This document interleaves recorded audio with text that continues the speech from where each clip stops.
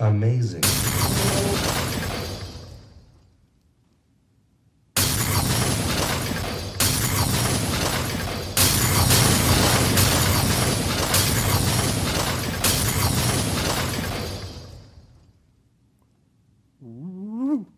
And welcome to episode 219 of the most award-winning, most must-see show to ever hit the Bedford TV airwaves, or any airwaves for that matter. North, south, east, west, backwards, frontwards, diagonally, sideways, any which way you look at it, all around the world.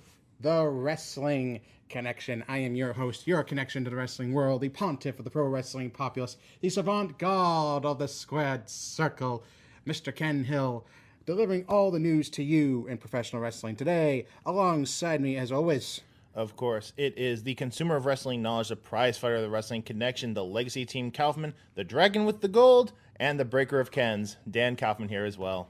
And, of course, also in the studio, joining us once again, Mr. James. The Wrestling Machine, James. The Wrestling Machine. The Wrestling Machine. Very nice. Watch out, Kurt Angle. All right.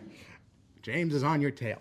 All right. So anyway, we are in part 2 of our month-long feature on the history of Money in the Bank. And, of course, joining us for our second week on the Money in the Bank feature, the lovely Miss Julie Manoogian. Thank you for joining us, Julie. We have a slightly special early bird edition because, of course, Memorial Day weekend is coming up, and the Bedford TV crew will be gallivanting off to see Massachusetts' very own Governor Baker. So, Bedford TV, have a good weekend. But before we see you off, why don't you join us for a little MITB fun? So, of course, part of the allure of Money in the Bank is, of course, the cash-ins. Mm-hmm. Basically, you don't know when it's coming. Will it be on Raw? Will it be on SmackDown? Will it be on a pay-per-view? Could it be at a house show? And just how big will the moment be for that superstar? Will they rise to the occasion? Will they rise to glory like the Money in the Bank briefcase intended? Or will they crash and burn? We have a long history of both ways going, and we're going to break down what we think are some of the best and worst. And so even a couple of the most shocking cash-ins in Money in the Bank history. Of course, let's start with yours truly, with my who I feel are the best cash-ins. To top off, let's start at the top of the list. Okay. Top of the list, I think you really can't do much better than the original. I'm talking 2006, Edge cashing in Money in the Bank against John Cena at New Year's Revolution. All right, yep, there we go. That's it. That's the history-making moment right there. There it is. Cena just coming off a grueling Elimination Chamber match, bloodied, beaten, bruised, and for Edge's sake, ripe for the picking. Edge comes out. They even had Mr. McMahon come out and announce, like this big formal announcement, that Edge was cashing in his Money in the Bank. Something we've never seen since. The fact that that someone from WWE management would come out and announce and hail the incoming Money in the Bank cash in. That showed you how historic this moment was. That being said, it was very short, very sweet for Edge anyway. Hit 2 spears, pin Cena, won Money in the Bank. Now, admittedly, he wouldn't hold it very long. He would lose it to Cena at Royal Rumble 2006 and a couple weeks later. But Edge proved every bit. He established it. He was the establishment for how opportunistic someone could be and how shocking a moment it could truly be. But, combined to all of that, I think makes for probably the greatest moment in Money in the Bank history. Not bad.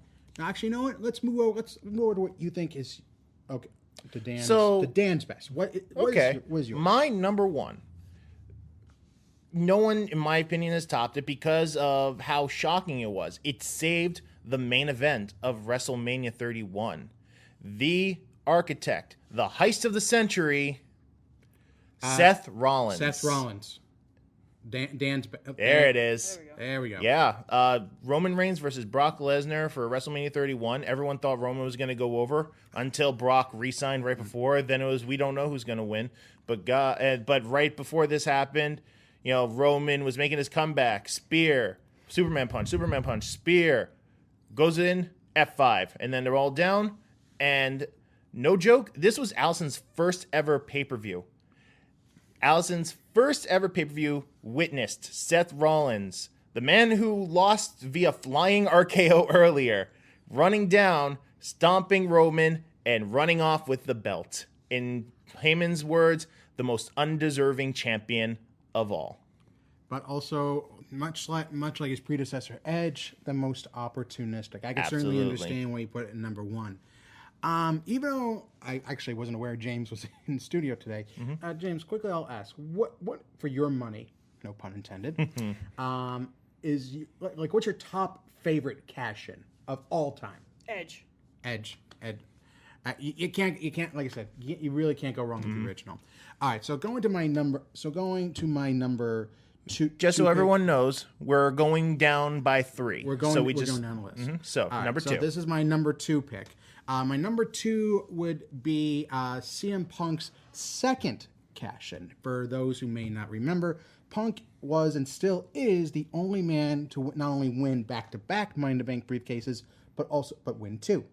Hasn't been done since. All right, so Punk, this was his second time around with the Money in the Bank briefcase. Not a lot of people picked him to win it overall at WrestleMania 25. Not the 25th anniversary, WrestleMania 25. Okay. If you were going for the 25th anniversary, that would be WrestleMania 26. So, yeah, there you go. It's WrestleMania 25. Just want to clear that little tidbit. Vince, your fans like math. Yeah, okay. Yeah, your fans are actually smart. All right. So anyway, well, at least we're smart. No anyway. way, Jose. Don't encourage him. All right. So anyway, like I said, this was Punk's second time around Money in the Bank. We weren't sure what he was going to do. Was he was he going to go after Edge for the world title? You know, get revenge for what Edge did to him the year before. Like we had no idea what Punk was going to do. But I mean, Jeff Hardy was also chasing Edge for the World Heavyweight Championship, trying to regain it after having the championship torn from him, thanks to his then erstwhile brother, Matt Hardy. So Jeff challenged Edge to a TLC match, something both men were very familiar with. They crashed, they burned, they went through tables, they went off ladders. It was anarchy. Everything you would expect from a TLC match between two TLC veterans came right down to Jeff lodging Edge in between the runs of the ladder, and Jeff made Edge watch as he went up and reclaimed the World Heavyweight Championship. Now, it seemed like he was ready to celebrate. Good old JR was coming in for an interview. Suddenly, out of nowhere, Punk's music hits. Comes down with a ref. Everyone has to be ushered out the ring. Jeff has to put the title to the side. Now, of course, Punk capitalized on it with a GTS. Goes to sleep. Jeff kicks out. Right. Unbelievably enough. And it seemed like for just a second that this would be the first case where Money in the Bank backfired. And Punk nearly got caught on the inside cradle. Came right back with a kick, GTS, and now Punk is a 2-time World Heavyweight Champion. Now, we would see this feud evolve into something that more we come to know Punk in ROH for. We come to know his more straight-edge, Messiah-type personality. It really emerged itself, and you could not have picked a better foil for Punk than the freewheeling, live for the moment type in Jeff Hardy. It really is the antithesis. You really couldn't have picked. That's exactly. I just can't say without lisping. Antithesis. Antithesis. Antithesis. The antithesis of CM Punk. Antithesis. Antithesis. Okay, there you go. Antithesis of CM Punk. So these two would feud on and off throughout 2009, culminating at yet another TLC match at SummerSlam, where Punk would ultimately come on top and then dispatch Jeff Hardy later on in a steel cage match that not only retained the World Heavyweight Championship, but send Jeff Hardy packing from SmackDown and WWE. So, this I think was great because it was so not only was Punk an unexpected winner, but we saw a character evolution. We saw CM Punk's character take the next step in his time in WWE. Mm-hmm. I think that was great. It was character driven. It was emotional. It was climactic. I think everything you'd want out of the Money in the Bank cash in. So for my second, I'll set the stage. The Shield are on top of the world. All of a sudden, Triple H comes out with the Plan B, and Seth turns on his brethren. We have the rivalry of the year between Dean Ambrose and Seth Rollins, which Seth Rollins miraculously comes out on top. Go a year or two later, Seth comes back from injury, has a match against Roman. Roman's the champ. At that very moment, Seth wins. Seth takes the champion from Roman. Rebuild, reclaim, or what was it? Redesign, rebuild, reclaim. So, few seconds, we go from Roman to Seth. Roman champ, Seth champ. Dean Ambrose comes in, cashes Money in the Bank, and Dean is champ. And for the first time ever, a three-man faction within minutes of each other are all champion. Within a minute. Literally. Within a minute of each other, we're champion. No other faction ever did this. The NWO never did this. D-Generation X never did this. Not even Evolution did this. The reason why is because those groups had one person that was seen as the star. This, to me, proves that all three members were top bill. Right. And that is why this shows what the main event is right. in WWE's you had Ric eyes. Flair at the head of the Four Horsemen. You had Triple H at the head of Evolution. You had Shawn Michaels at the head of D-Generation X. You had Hulk Hogan at the head of the NWO.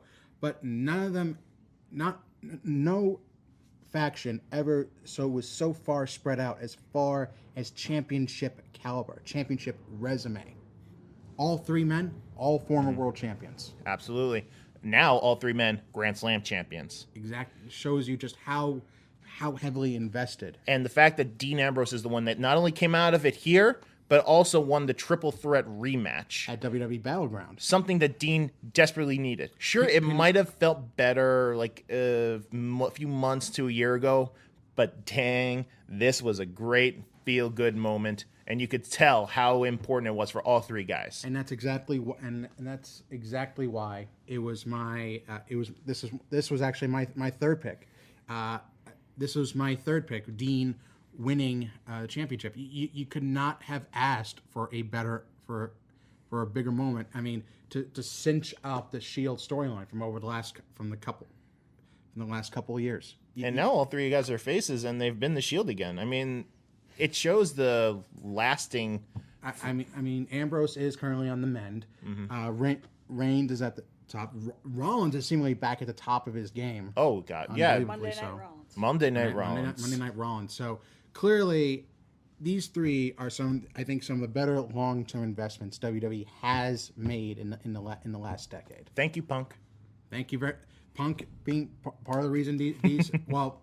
Maybe. And 2 out of 3 ain't bad. 2 out of 3 certainly responsible for 2/3 of the Shield being brought up when they were. So kudos to Punk on that. James. So second favorite, Seth. Seth's cash-in. There you go.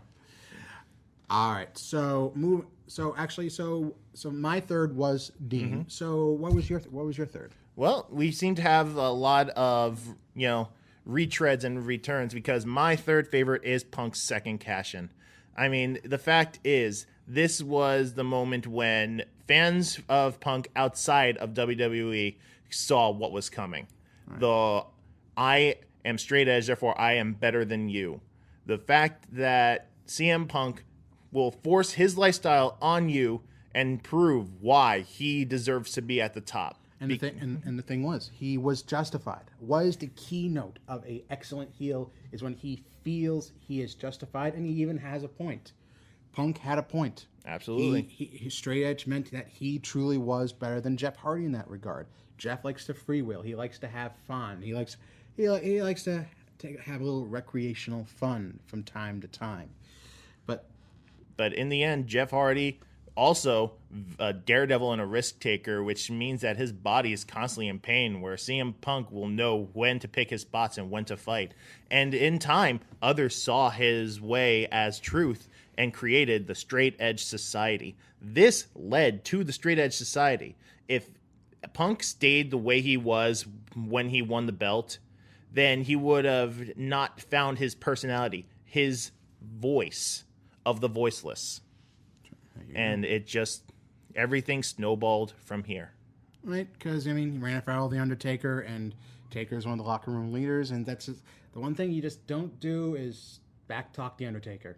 You just don't backtalk Mark Calaway. You just don't. So that was one of the hard lessons Punk had to learn from his fledgling years in WWE. All right, so we go from, well, actually, James, my third was Dean. Dean? Definitely Dean. Good choice. It shows the quality, and the guys who were at the top deserve to be at the top. I mean, the cream truly, cream rises to the top. Exactly. All right, so now we kind of got to bring the mood down. We go from the best to the worst. Mm-hmm.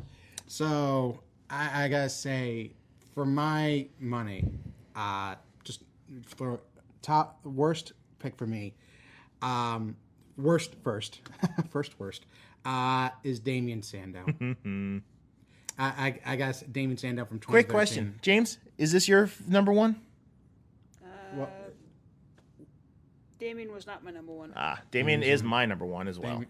Damien was just, I mean, this I think was the first serious example of how Money in the Bank could end up, I mean, as a storyline crutch could backfire so very badly. Now it wasn't necessarily, that doesn't mean it couldn't have been a useful tool for, like, motivating a feud between Sandow and Rhodes. Mm-hmm. It was a good starting point. It was a good kickoff point, having Sandow cost Cody the Money in the Bank and take it for himself. Everyone was banking on Cody. Again, pardon the pun. I see what you mean now about the chocolate briefcase. Yeah, see. Let's take a look. I'm sorry, we have to take a look at that for just a second. I know we're a little strapped for time. It looks like a giant chocolate bar. Hershey bar. Thank you. That's like seriously. I want to reach through. And I saw leather. I know, but I want to reach through and take a bite out of it. Like seriously, I'm surprised it didn't melt under all those lights. Well, hey, if Nick was behind the controls, your mouth would have jumped up on screen. Yeah, it would have shrunk. Yeah. Yeah. So. All right. So anyway, I mean, it was a good kickoff point, but then it's just like, he did go on a bit of a losing streak, and I understood that. Okay, you want to kind of like hide your Money in the Bank case holders underneath the radar, so that when they come out and cash in, it's all the more shocking. That I get that. I get the booking right there. I wasn't thrown off by that. What threw me off was that Sandow came out after the night after Cena had returned, had won the World Heavyweight Championship. Seemed like he was geared to cash in. Did hit all the check marks. Capitalized on Cena's injured arm. Beat him down. Beat up Cena. Throw him to the ring post. Throw him into the stairs. Hit him with the stairs. Just about everything.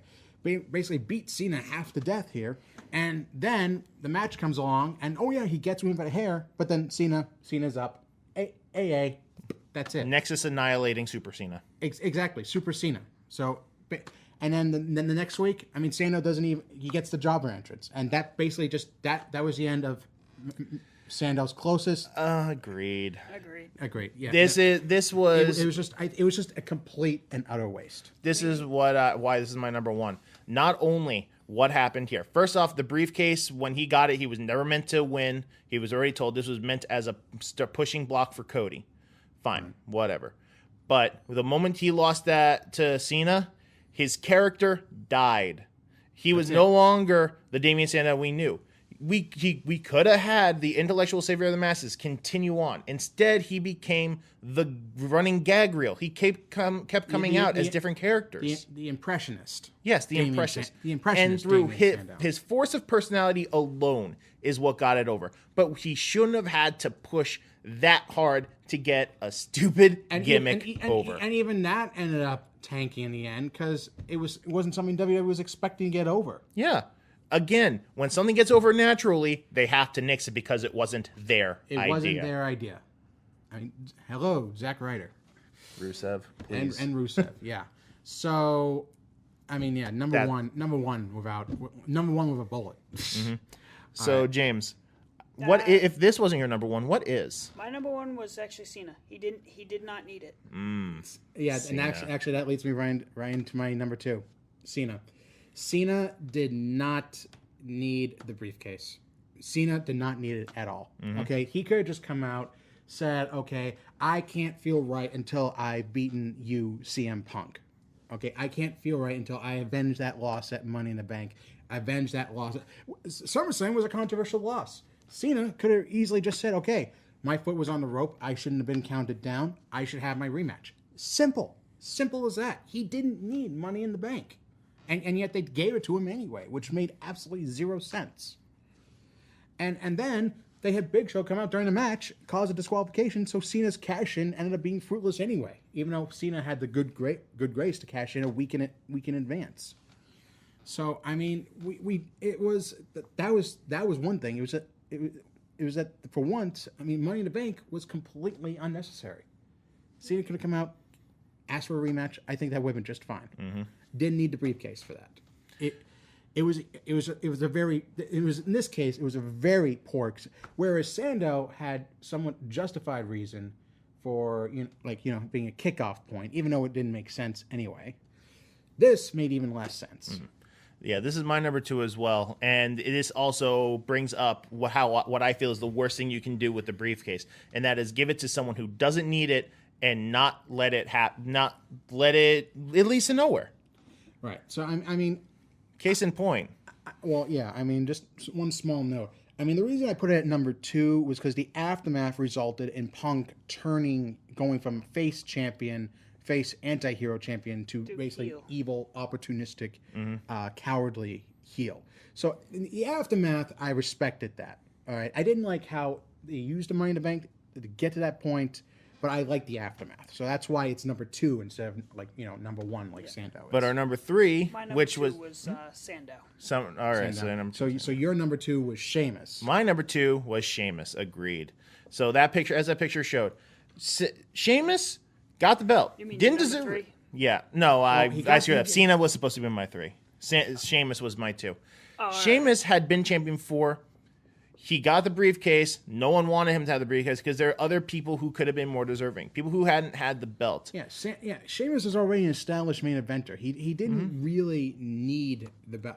I mean, and the difference between, say, something like this, like Sheamus winning it and Orton winning in 2013, was that Orton winning and cashing it in kicked off the whole Daniel Bryan versus Authority angle. Here was different. So again, aftermath justifies the meat. Yeah. What happened here? Seth got injured, so they had to have a tournament to see who was going to become champion. Reigns won. So Reigns won because they decided to use this as the catalyst for Reigns going back to the top of the card again. Right. So Reigns beats Dean in the finals.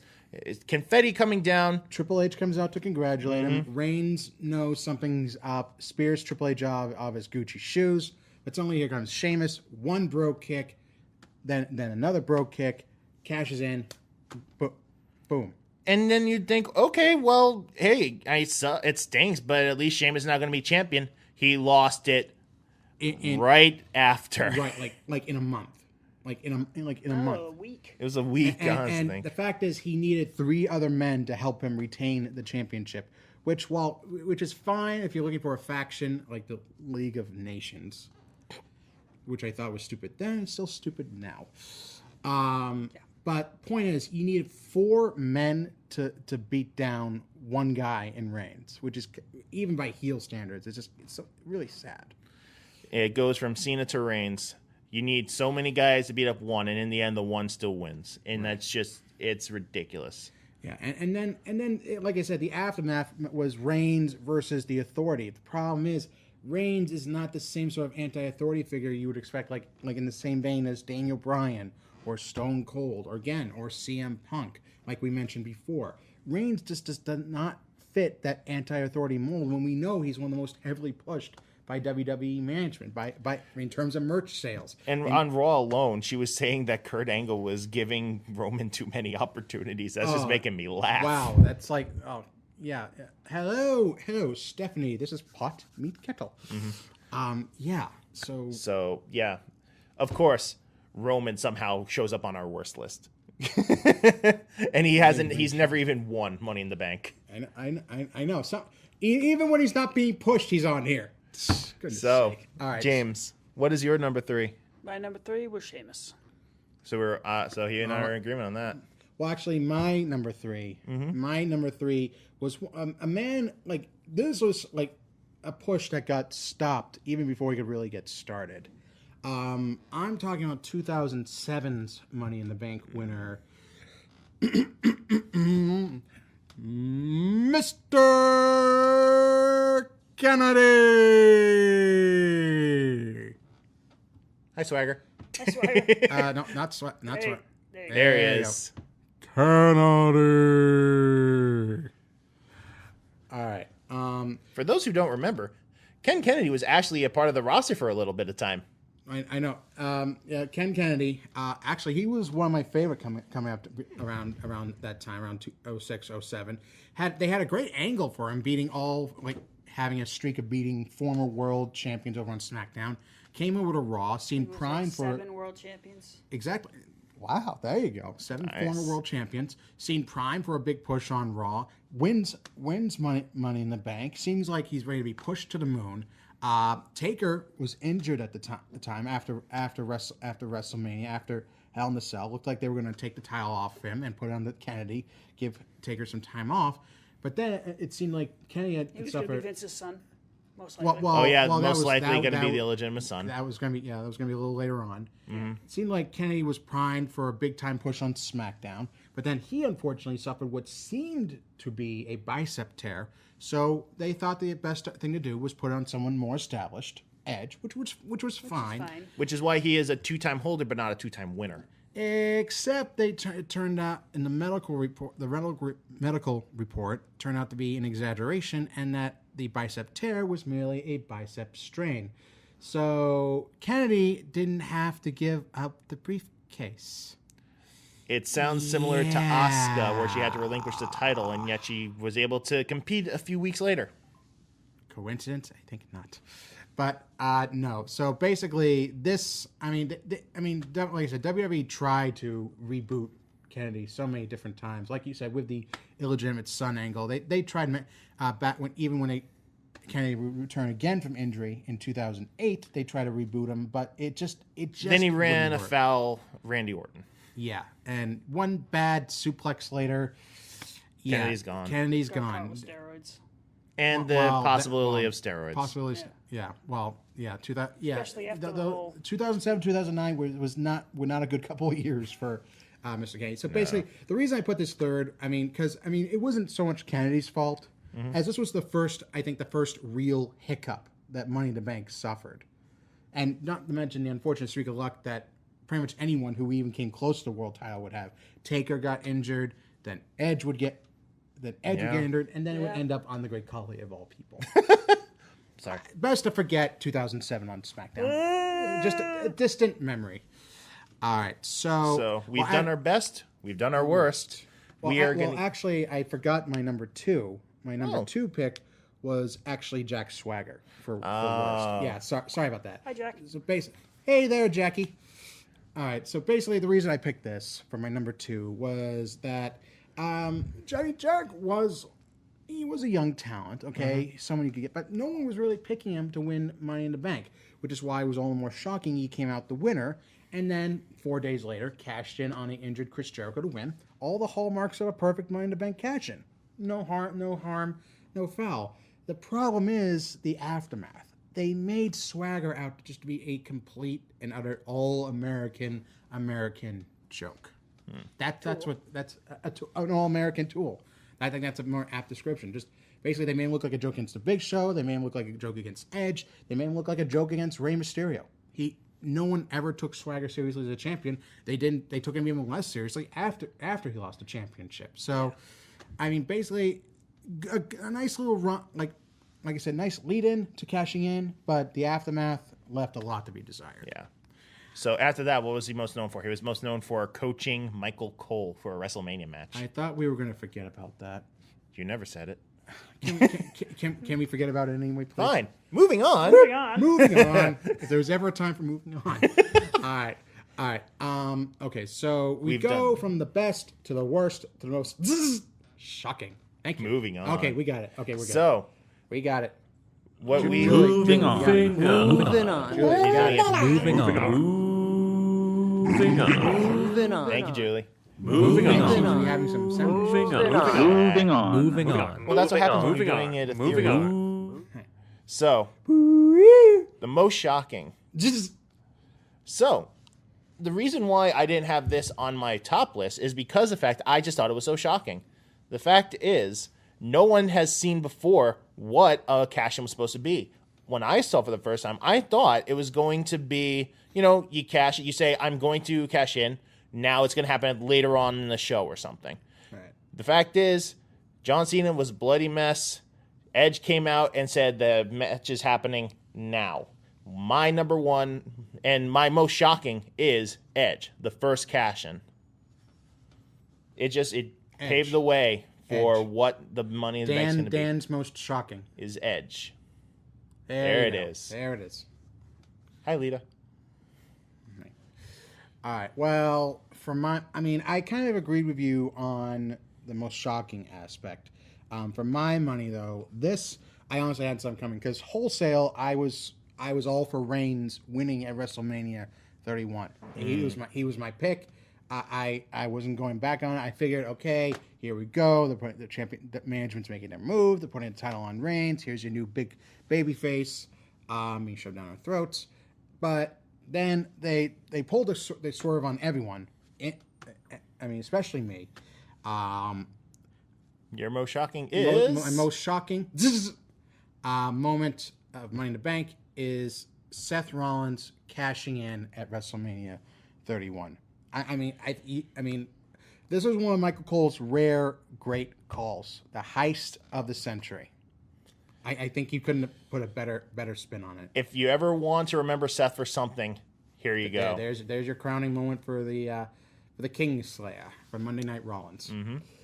All right, so before we sign off, James? Mine was kind of a flip between Edge and Seth, but I ultimately ended up deciding being Seth. You could say both. I mean, they're both equally shocking moments in like one established what the cash-in is going to be, and one is the biggest spot. Redefined it. Yeah. Redefined Money in the Bank. Like, honestly, before this, did we ever think you could actually cash in during a match? No. I mean, I thought about it. I never even considered it. Mm-hmm. Honorable mention for most shocking is James Ellsworth winning the first ever women's. Yes, the greatest intergender champion of all time. All right. Before we sign off, one little news tidbit. I mean, we're probably hypocritical for even trying to mention this because I don't want to give this any media attention, but I guess we are. It's a reality thing. It's a reality thing, however loosely based that word may be. Mm-hmm. I don't think you used that word correctly. Reality. Reality TV show. My case in point. Anyway, seemed like that Cena and Nikki had recently split up. Cena's concerns about marriage had risen back. They never really went away. Mm-hmm. He just kind of he hid them. He pushed them deep down to his high tops. But his jorts. But they came bubbling back up. And basically, it led to Nikki realizing that John wasn't all in for this. All in. Hint, hint, hint. Oh, he wasn't all in. He'll never be all in. We don't want him at all in. All in. Name drop. Okay. Anyway. Nikki called off the wedding. But seemingly, through the miracle of love, or reality television.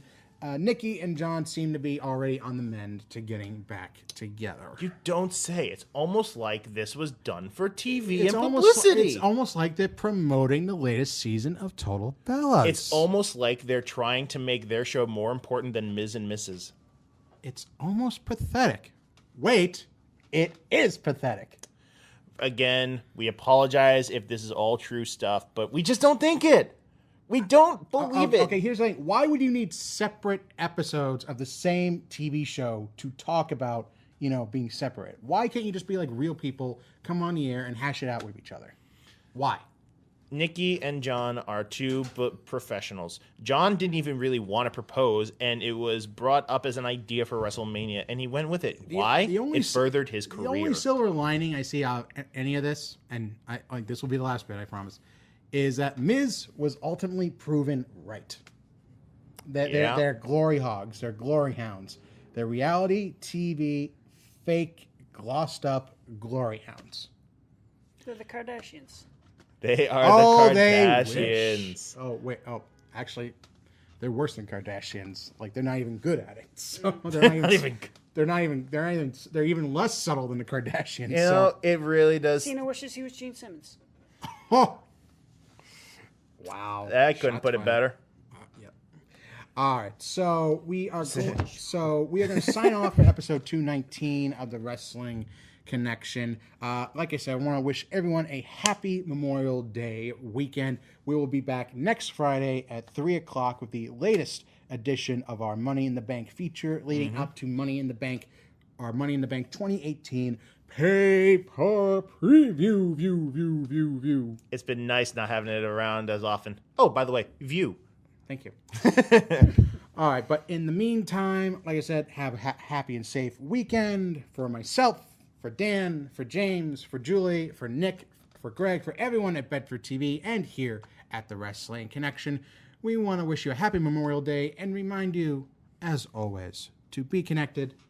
Get connected. Stay connected. Have a nice weekend, everyone. And because it just feels weird without saying it, never hail Mikhail. Ha ha! Play us off, Kermit. Ba-dum-bum-ba-dum-bum. Uh-oh. Ooh. Green screen. Too many times to ignore it. It's some things that I'm supposed to be. Someday we'll find it. The Wrestler Connection. Or is the dreamer